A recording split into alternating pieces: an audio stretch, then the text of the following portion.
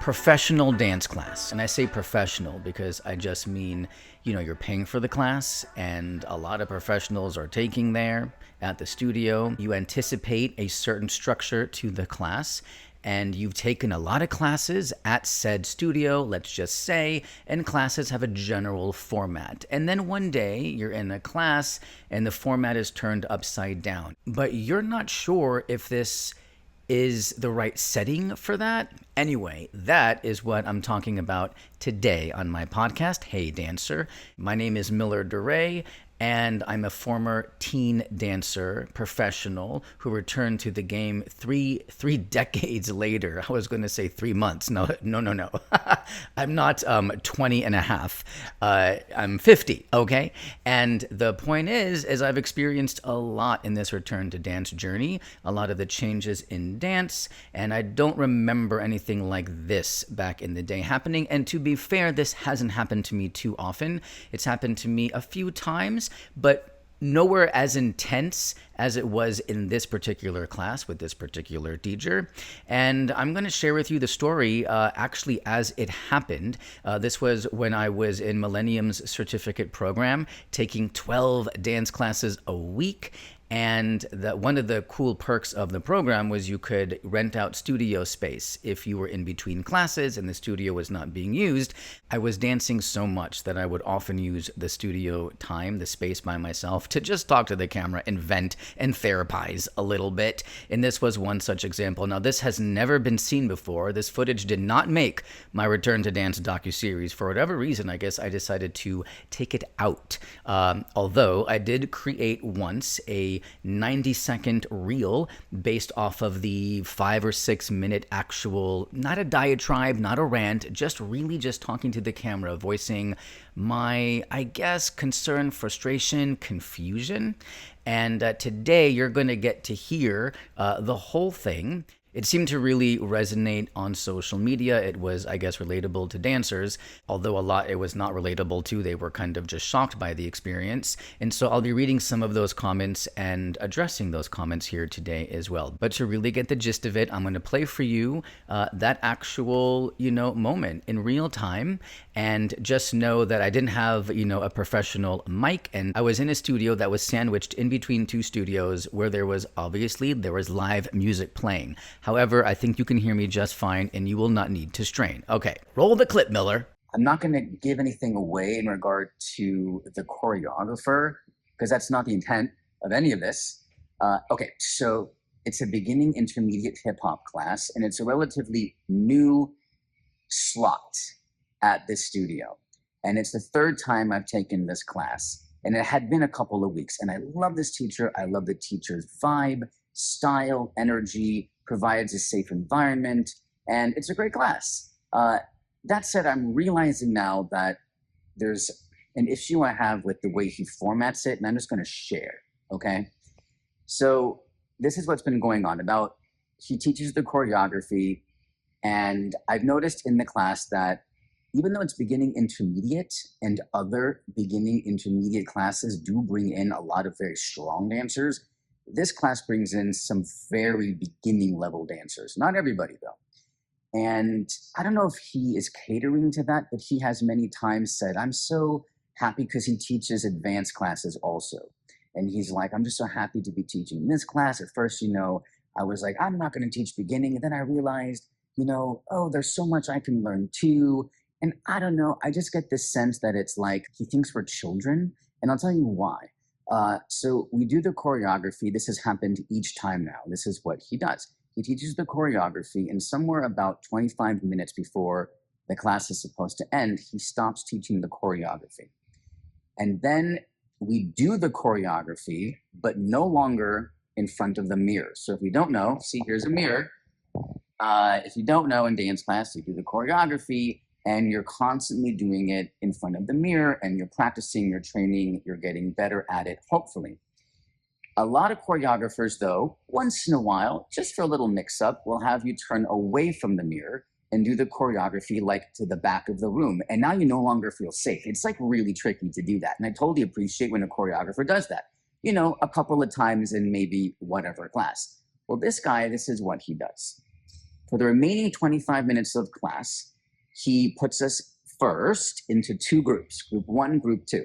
And I'm thinking, great, group one, group two. Now we're a smaller size and we get to do the choreography with more space to dance. That's the whole point of being in a group, is that now you have a smaller group of people and you have more room to dance and to like really just let out, let go, and just dance, no inhibitions, whatever.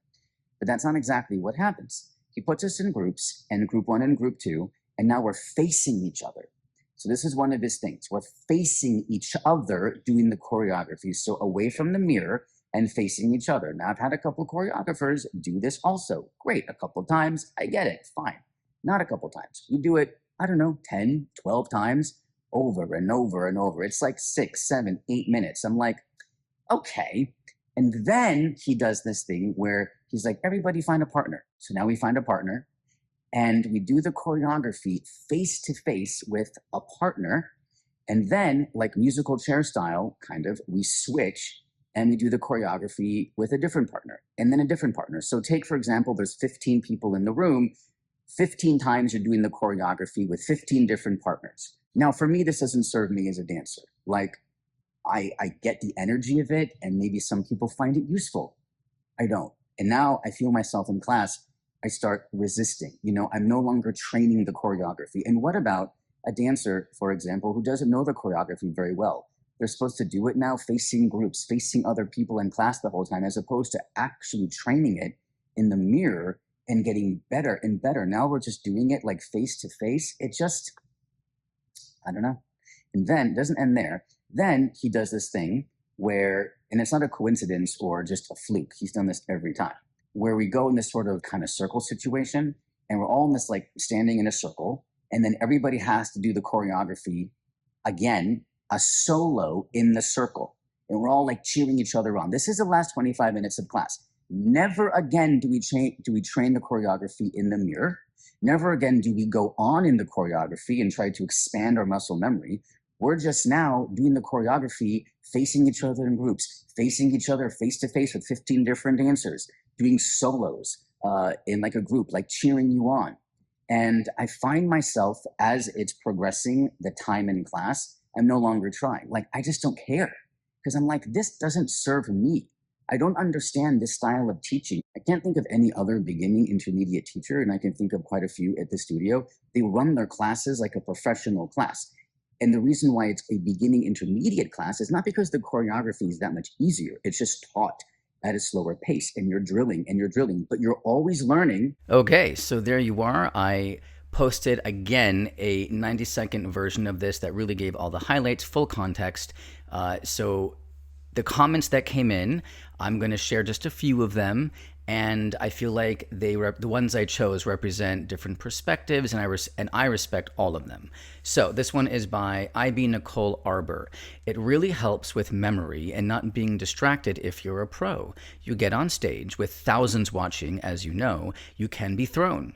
When you practice distracted, it helps a lot. So of course that is true, but for me, it's not really pertinent to the conversation, the monologue that I gave. And that is because this is dance class. It's a professional adult drop-in dance class. And it's not the same as rehearsing for a show, a performance, whatever. It is, it's like you're working on choreo for the first time and only time. And I don't know. I mean, I fully respect when teachers have you turn away from the mirror a couple of times. It's a fantastic tool. It's a great trick for spatial awareness, for getting the choreography really set in your head. My Lord, it can really turn you upside down and be so tricky. It's so crazy how much harder it is to do the choreo away from the mirror.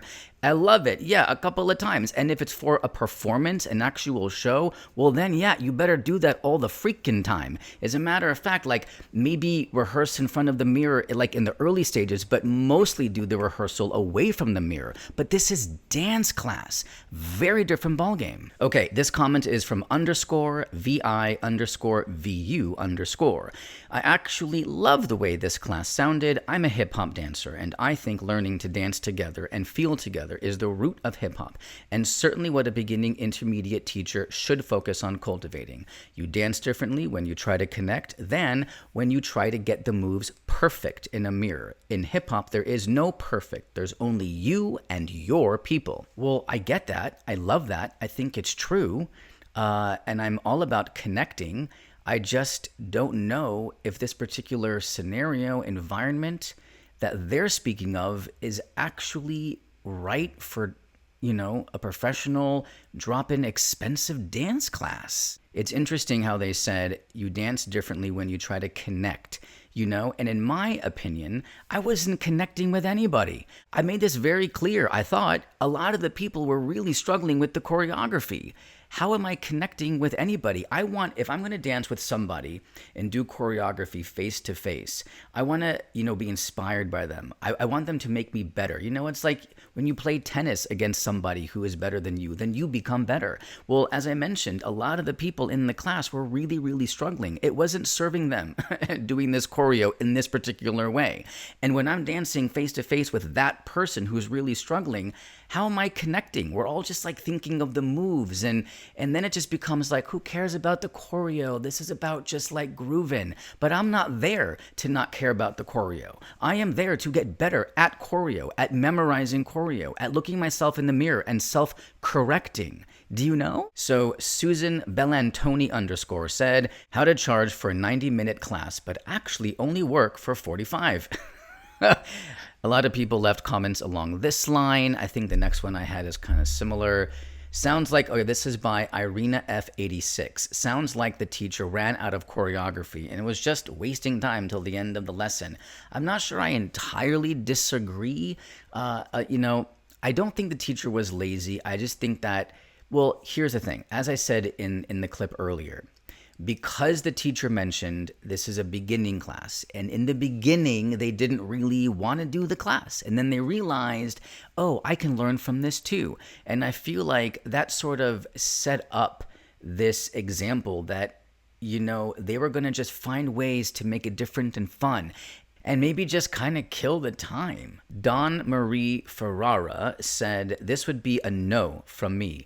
It seems like an exercise for the beginning of a workshop series, not a class, especially when classes are so expensive. Yeah, I agree. It felt like a workshop thing, like camp. Pink Lemonade _ was it a hip-hop class? If so, I'd say that's more of helping the room become a lot more comfortable in a more social dance environment. Hip-hop wasn't created in a mirror for a stage. It was for dancing and communicating with others and in resistance to what was happening in the world against Black and brown people. So dancing and communicating with the people in the room is to help make it more realistic culturally. However, the teacher should explain that and provide more depth to why these activities are happening, and helpful so that students aren't left wondering what the point is. I love this comment. It gives history, it gives an understanding of maybe why, and this is a fair comment because at least Monique, I know who this person is. She's a major working dancer, so, obviously she has a lot of experience under her belt, so she knows where she's coming from, and I'm sure all the other ones do. I just happen to know who Monique is. And I appreciate, seeing it from different sides. And again, like a bit of that culture and that history. Yes, I agree. The teacher should have provided more depth. If it is true that it's about the social dance environment, why doesn't this teacher do that in his advanced classes? Why does no other teacher at this studio and no other beginning or intermediate hip hop teacher do this at any classes I've ever been to? Unless maybe a foundation class, like just basics or foundation. This is a $22 class. It is a drop-in class, and I keep saying this word, but it is true, professional. And also, I think because of the expectation in that nobody else does this, and I would be an expert in this area, in this one time and place, because I was taking 12 classes a week. I mean, that's the definition of an expert at one studio, right? For months and months. I would know. And I had a lot to compare it to. And if nobody else is doing this, except for, again, the rare exception, which I do appreciate and like, I mentioned where the teacher would have us turn away from the mirror a couple of times. I think this is a good place to interject as I'm editing this. So this is Editor Miller here, that I have taken a plethora of street style classes at this particular studio that are more niched, I guess you might say, like locking or popping or house. And there have been moments in those particular classes where the teacher will have us pair off with somebody and you'll work on some foundational elements. It is never, ever more than 5 minutes, ever. And it is not working on choreo. Again, it's kind of like some basics. Do you know what I'm saying? So that I get. But I'm talking 25 minutes. Let's do the math here. If the warm-up, and this teacher gave a decent warm-up, it was about maybe 10 minutes, okay? It's an hour class. That's important to note. So we got 10 minutes, and then I mentioned for 25 minutes, this is what the teacher had us doing, these exercises. That's 35 minutes. That leaves us 25 minutes to actually learn choreography. Less than half of the class. I don't find this practice conducive to a drop-in class in a major city, like LA for dance, especially when classes operate 99% of the time a certain way. It should be written, in the studio's app. This is a beginning intermediate class, but the teacher is going to focus on hip hop foundations from the perspective of a social dance environment. He's going to give you a cypher experience, and then maybe I can make the decision, oh, I'm not going to spend my money for that. Oh, that sounds great to me. I would love to try that. And again, I fully respect this comment, and she's right. Hip hop was not created in a mirror first stage. But this is dance class, and a dance class has a mirror. There is hip hop, on the streets in the cultural environment, and there's also hip hop as it has been translated for an actual choreographic experience, for dance class, for rehearsal, for stage, for performing. So that might be the root of hip hop, but I don't know that it is relevant for a class experience. I see the different sides here, and again, I can just say what works for me. And what this guy did not work for me. The last comment I will mention is by Elena Esther 8. Classes have gotten dumbed down for adults, especially since some have shortened it to 1 hour. It bugs me when they don't give adults serious classes. So annoying. And classes have gotten so expensive, so this would irritate me even more. Yeah, I mean, it's true. The money aspect is real. You're spending $22 for a freaking dance class. And I mean, at the time, by the way, I was in this program, and it was well over $1,000 a month to take, basically unlimited classes. And if you broke it down and you took enough classes, each class became, basically like a really competitive good price. But still, the bulk of it, that was for me a massive investment. And I just learned also for me, the more I took from this teacher, I realized, oh, this teacher just isn't right for me.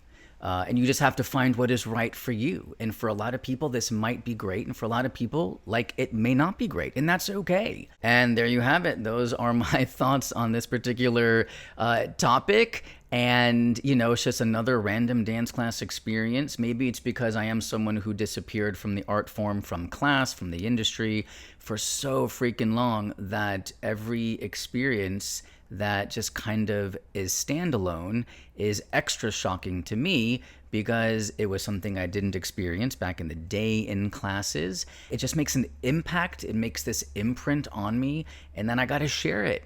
I got to share it with you. So let me know your thoughts on this. Would you love a class like this? Is it not your vibe? Shoot me a DM on Instagram at Back2Great, or leave a comment down below if you're watching on YouTube or Spotify. Rate, follow, subscribe. It goes a long way. And I just appreciate you. I appreciate you.